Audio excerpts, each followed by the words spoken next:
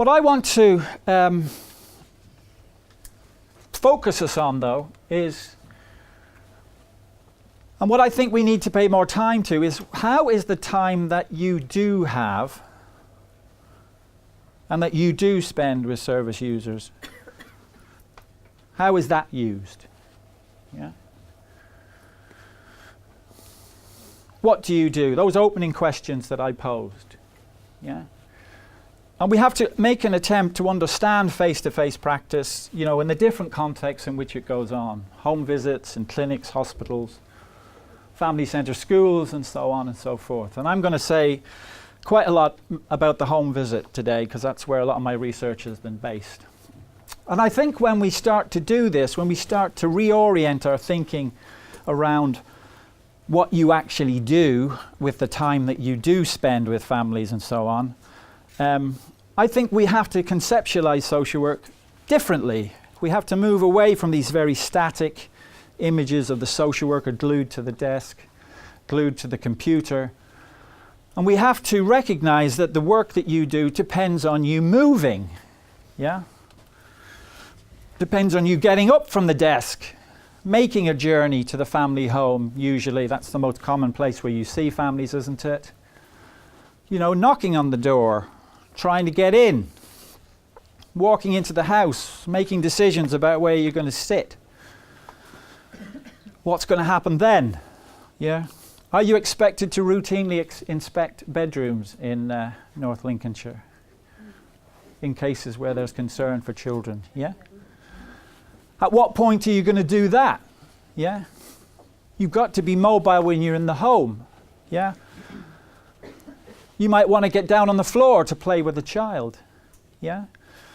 So I'm going to elaborate on this point around the importance of thinking about social work in these kinds of fluid, mobile ways as I continue. I think the other thing that we need is a vision for what social work is. Yeah? And I don't think it's sufficient just to talk about relationship-based practice.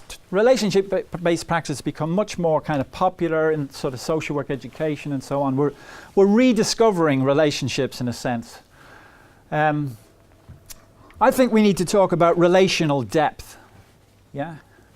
What does it mean to have a deep, meaningful relationship that creates change? Yeah? That keeps children safe and that creates change. And it's taken me a few years to write this. Is it a paragraph? No, it's one sentence. Yeah? So here's my vision, right? It's to have authentic, close relationships with children of the kind where we see, hear, and touch the truth of their experience and are able to act on it. To have authentic, close relationships with children of the kind where we see, hear, and touch the truth of their experience and are able to act on it. Yeah. And this is what I call intimate social work, intimate child protection practice. Yeah. So we're getting into sorts of really core issues about how close it's legitimate and important to get to children, whether to touch them, to comfort them, you know, linking it back to Clark's session this morning. What does good, intimate, effective social work actually look like? Yeah? I've been privileged to have, you know, social workers allow me to accompany them on home visits. Yeah, I've observed what they've done. I've audio recorded these encounters. I interviewed the worker on the way to the home or wherever the encounter is going to take place. I asked them about what their intentions are, what their plans are for the visit. I observe the encounter, interview them on the way back in the car. The car is a great place to interview social workers in, because you can't be interrupted. But you're also reflecting on just what just happened there. Yeah. So the experience is still live within the worker, so it's a really good opportunity to sort of get some reflection and thoughts about what the worker's experiences actually are.